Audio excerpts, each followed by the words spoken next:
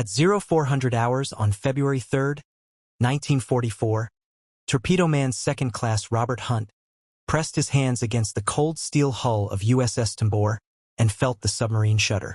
300 feet above, somewhere in the black waters of the East China Sea, a Japanese destroyer was hunting them. Hunt had been in the forward torpedo room when the attack began. Now, 17 hours later, he was still there, waiting, listening, trying not to think about the fact that every man aboard knew they were probably going to die. The destroyer had them pinned to the bottom. Air was running out. The battery was nearly dead. Oil was leaking from ruptured seals, rising to the surface, marking their position as clearly as a beacon. Every few minutes, another depth charge would explode close enough to shake rivets loose and send tools clattering across the deck plates. The crew had stopped counting after the 100th explosion. Lieutenant Commander Russell Kefauver stood in the control room, headphones pressed to his ears, listening to the hydrophone operators track the destroyer's screws. The sound was so close they could hear it without equipment. The rhythmic thrum of propellers, the high-pitched ping of active sonar, the metallic click as depth charge racks were reloaded. Kefauver had commanded Tambor through 8 war patrols. He had survived attacks before, but nothing like this. Nothing that lasted this long. Nothing where the enemy was this methodical, this patient, this skilled. This was not supposed to happen. Tambor had executed a perfect attack. 2 hours before dawn, she had slipped through a Japanese convoy and fired torpedoes at a freighter and a tanker. Both had been hit. The tanker exploded in a fireball that lit up the night sky for miles. It was that explosion that doomed them. The brilliant flash silhouetted Tambor perfectly. The destroyer escort saw them immediately and charged. If you're enjoying this deep dive into the story, hit the subscribe button and let us know in the comments from where in the world you are watching from today. Kefauver ordered crash dive. Tambor's bow went down at a steep angle. The crew scrambled to secure equipment and close hatches. Water rushed into the ballast tanks. The submarine descended through the thermocline at 200 feet and kept going. 250, 275, 300.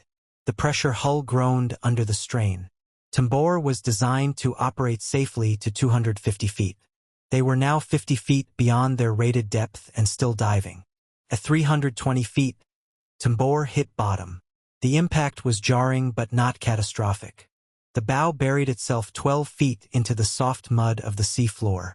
The stern settled at an angle. Kefauver ordered all systems shut down. Engines off. Ventilation off. All unnecessary equipment secured. The crew was ordered to remain absolutely still and absolutely silent. The only sounds were breathing and the occasional creak of the hull adjusting to depth pressure. Above them, the destroyer began its attack. The first pattern of depth charges exploded 200 yards away. The pressure wave hit Tambor like a physical blow. Light bulbs shattered. Cork insulation rained down from the overhead. Men grabbed stanchions to keep from being thrown. Then came the second pattern. Closer this time. Maybe 100 yards. The hull flexed. Seams opened. Water began seeping in through the torpedo tube seals in the forward room. Not a flood. Just a steady drip that formed puddles on the deck. The destroyer was using a systematic search pattern. Drop depth charges. Listen on sonar. Adjust position. Drop more depth charges. Listen again. The Japanese commander was not guessing. He was not wasting depth charges on empty ocean. He knew exactly where Tambor was. The oil leak saw to that. Every few minutes, another bubble of oil escaped from the damaged seals and rose to the surface. The destroyer could see the slick spreading in the dawn light. They knew Tambor was directly below. Hour 1 passed, then hour 2. The depth charge attacks continued. Some patterns were far enough away that they produced only dull thuds. Others were close enough that men could hear the secondary detonations as the shock waves bounced off the sea floor and amplified. At hour 3, Chief Bill Blakenbaker in the control room noticed that Tambor had settled deeper into the mud. The bow was now completely buried. They were stuck. The psychological impact was immediate. Being depth-charged was terrifying. Being depth-charged while unable to move was worse. If they tried to start the engines and pull free, the noise would give away their exact position. The destroyer would concentrate its attacks. Tambor would be finished. But if they stayed put, eventually the air would run out or a lucky depth charge would rupture the hull. Either way, they died. The oxygen content in the air was dropping. The submarine carried carbon dioxide scrubbers that removed CO2 from the air, but they could not add oxygen. The crew of 80 men was slowly suffocating. By hour 4, men were breathing shallowly. Headaches started. Concentration became difficult. Some men lay down to conserve energy. Others sat with their backs against bulkheads, eyes closed, trying to stay calm. Kefauver made his decision at hour 5.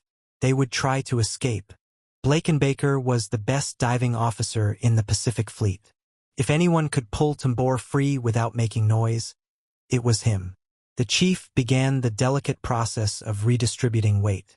He pumped small amounts of water between ballast tanks. He adjusted trim. He calculated exactly how much air to blow into which tanks to create lift without creating noise. The work took 2 hours. Finally, at hour 7, he was ready. Baker ordered minimum power to both electric motors. Just enough to create forward thrust. Tambor lurched. The bow moved slightly, then stopped. Still stuck. He tried again. A little more power. The motors hummed. Above them, the destroyer's sonar operator heard it. The depth charge attack resumed with renewed intensity.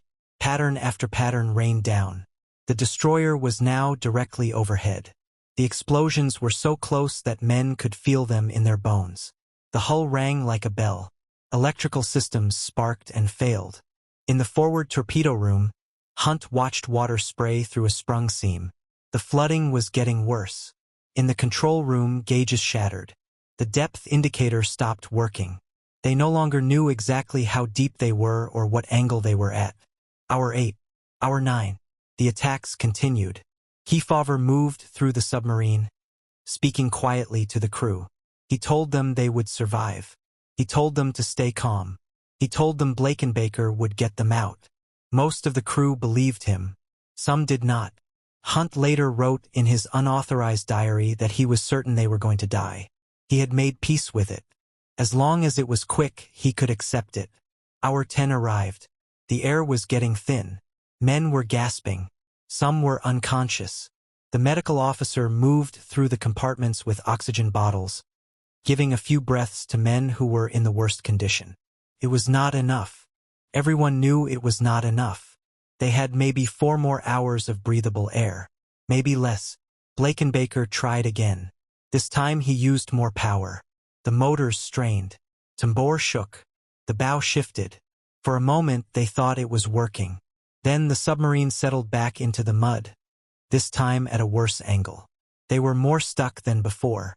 The situation was deteriorating. Water was coming in faster. The air was worse. The battery was nearly exhausted. Time was running out. At hour 12, Kefauver turned to Bob Hunt's shipmate and asked a question that everyone heard. "Did you ever hear depth charges this close before?" The answer was no. Nobody had. This was beyond anything in training, beyond anything in doctrine. They were experiencing something that happened to submarines that did not come home, to submarines whose entire crews died. Kefauver gathered his officers in the control room. They discussed options. There were not many. They could try to blow all ballast tanks simultaneously and rocket to the surface. Once there, they would fight it out with deck guns. The destroyer would sink them with gunfire, but at least the crew could abandon ship and possibly survive. Or they could stay on the bottom and suffocate slowly. Or they could try one more time to pull free. They voted. Every officer voted to try again. Surfacing meant certain death for most of the crew. The destroyer's guns would tear Tambor apart before half the men could get out. At least on the bottom, everyone had a chance. A small chance, but a chance. Hour 13. Baker worked the problem from every angle. He recalculated weight distribution. He plotted a different escape vector. He consulted with the engineering chief about motor limits. Finally, he believed he had a solution. It was risky. If it failed, The submarine would lose all power and they would die in darkness at the bottom of the East China Sea. But it might work. The plan required pumping water out of specific tanks while simultaneously pumping water into other tanks to maintain trim. Then, at the exact right moment, they would apply full power to both motors for exactly 10 seconds. The surge of power would either pull them free or burn out the motors completely. There was no middle ground. Hour 14. The crew waited while Blakenbaker prepared. Water continued rising in the forward torpedo room. Hunt and the other torpedomen worked to keep electrical systems dry. They bailed with buckets. They stuffed rags into leaking seams. It was futile, but it kept them busy. It kept them from thinking about how little air was left. The destroyer was still there, still dropping depth charges, still methodically working the area. The Japanese commander was not giving up.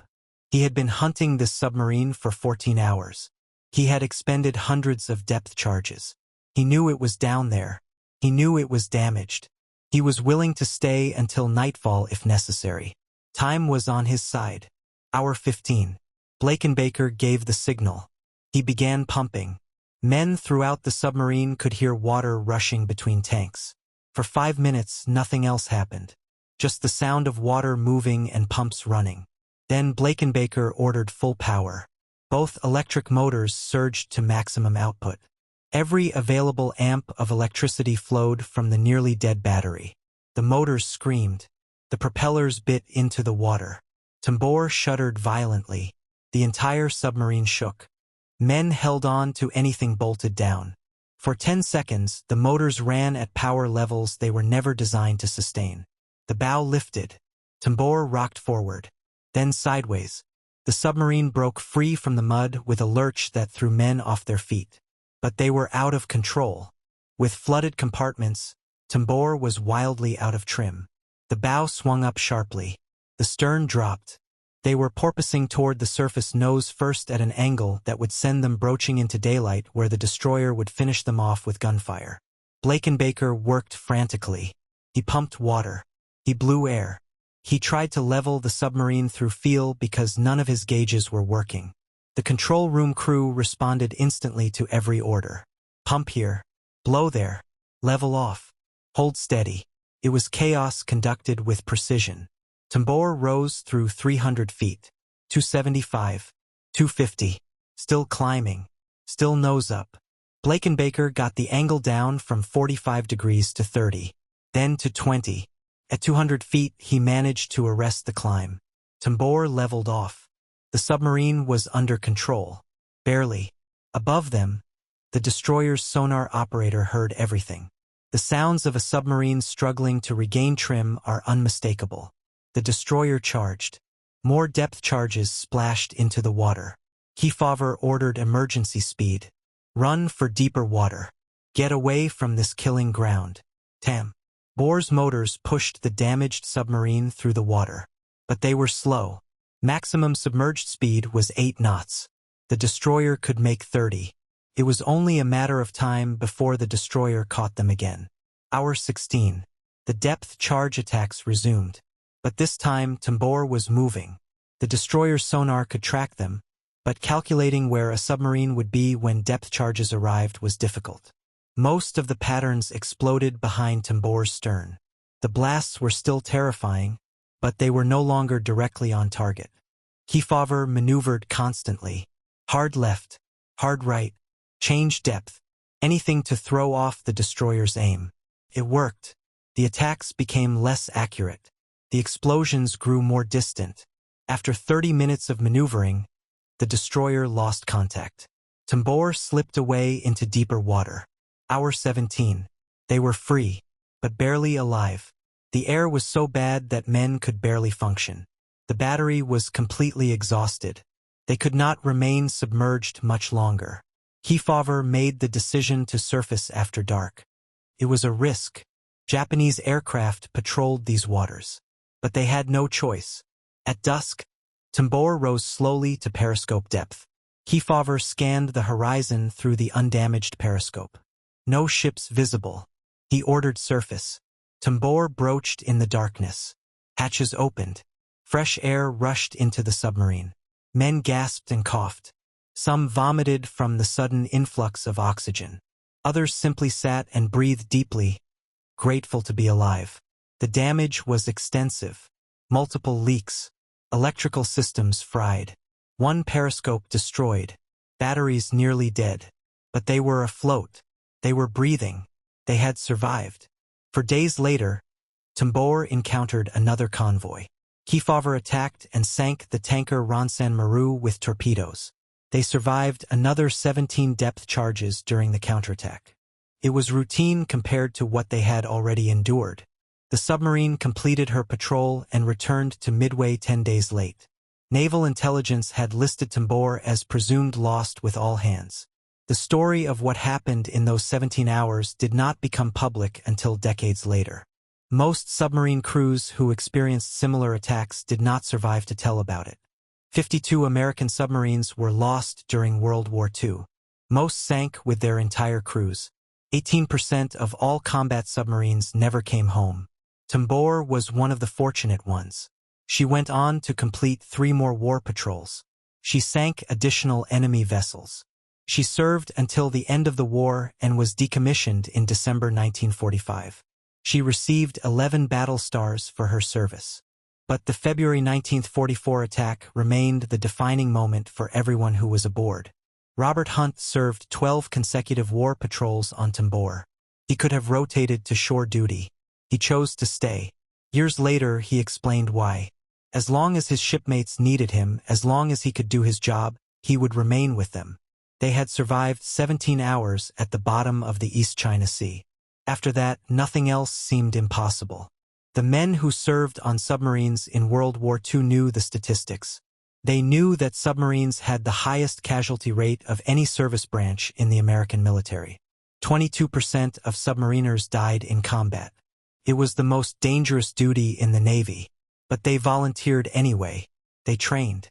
They fought. They accepted the risk because the mission was essential. Japan was an island nation completely dependent on merchant shipping. American submarines cut those supply lines. They sank tankers carrying oil. They sank freighters carrying food.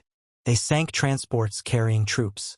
By 1945, Japanese industry was starving for raw materials because submarines like Tambor had destroyed the merchant fleet. The strategic impact was enormous. But the human cost was severe. For every submarine that returned home, there were crews who never came back. Submarines that vanished on patrol and were never found. Men who died in darkness at crushing depths, alone and unrecorded. The only memorial was a notation in naval records. Lost with all hands. Cause unknown. Tambor's survival was remarkable not because they sank ships, but because they came home.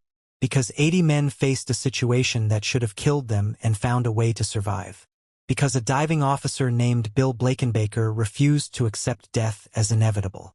Because a commander named Russell Kefauver kept his crew calm through 17 hours of terror. Because torpedomen like Robert Hunt did their jobs and trusted their shipmates. The title of this story asks a question. Did a submarine survive 288 depth charges in 18 hours and surface to sink the destroyer? The literal answer is no. No submarine in World War II recorded surviving exactly that number of attacks in exactly that time frame and then sinking its attacker. But the spirit of the question points to something real. Something documented. Something that happened. USS Tambor survived 17 hours pinned to the seafloor under methodical depth charge attack by a skilled Japanese destroyer commander. The exact number of depth charges was not recorded in the patrol report. Crews stopped counting after 100. It might have been 200. It might have been 300.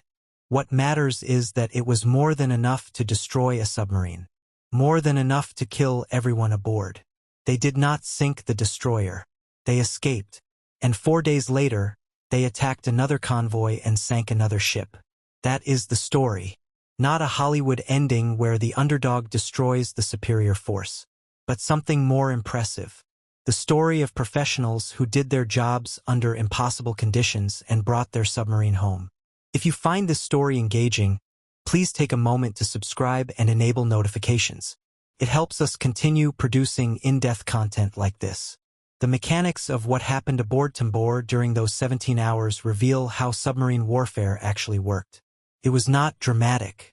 It was methodical problem-solving under unimaginable stress. Understanding depth charges explains why Tambor's survival was extraordinary. A depth charge was a steel barrel containing 300 pounds of TNT or later, Torpex explosive. It was fitted with a hydrostatic fuse that detonated at a preset depth. The mechanism was simple but effective. Water pressure at depth squeezed a diaphragm. When the pressure reached the setting on the fuse, the diaphragm compressed enough to complete an electrical circuit. The charge exploded. The destruction came from the shock wave. High explosive detonating underwater creates a pressure pulse that travels through water at 5,000 feet per second. Water is incompressible. The shock wave maintains its strength over distance far better than explosions in air. A depth charge detonating at 300 feet creates a pressure wave exceeding 10,000 pounds per square inch at the center of the explosion. That pressure wave hits a submarine hull as physical violence. The steel shell flexes, welds crack, rivets pop. If the depth charge is close enough, the pressure hull ruptures catastrophically. Water under pressure at 300 feet exerts approximately 130 pounds per square inch. Through a breach in the hull, water enters as a solid jet traveling at tremendous velocity. It will kill anyone in the compartment instantly. It will flood the space in seconds. The submarine sinks bow first or stern first depending on which compartment floods. Total time from breach to sinking is typically under 3 minutes. But most depth charges did not hit close enough to rupture the hull. Navy tests in 1940 determined that a 300-pound depth charge had to explode within 20 feet of a submarine's pressure hull to cause catastrophic failure. Within 50 feet, it would cause serious damage. Internal equipment would break. Pipes would rupture. Electrical systems would short out. The submarine might be forced to surface or might slowly flood from accumulated damage. Beyond 50 feet, depth charges caused progressively less damage.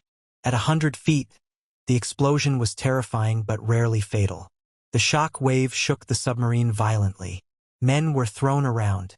Cork insulation fell from the overhead. Light bulbs shattered. But the pressure hull remained intact. At 200 feet, the explosion was felt as a hard thump. Uncomfortable but survivable.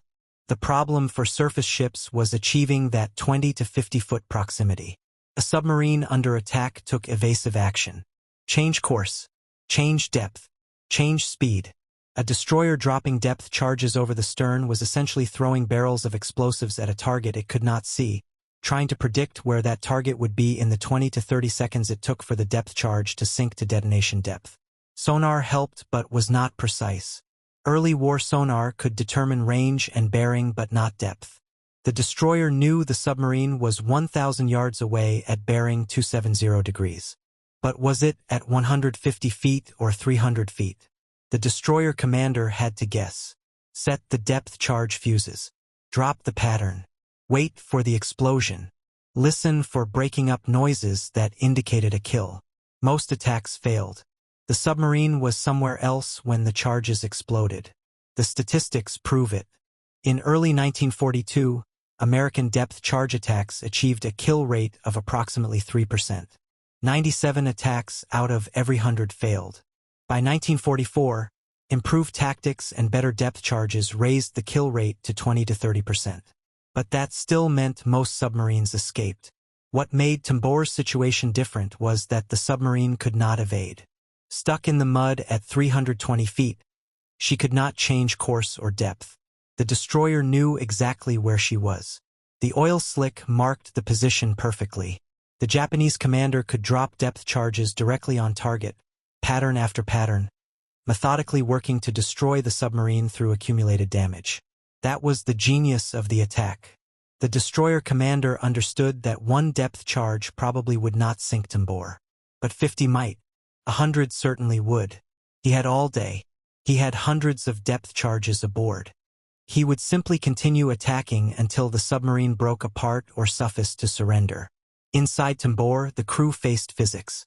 320 feet of water exerted 140 pounds per square inch of pressure on every square inch of the hull. The The pressure hull was constructed of inch-thick steel welded into a cylinder.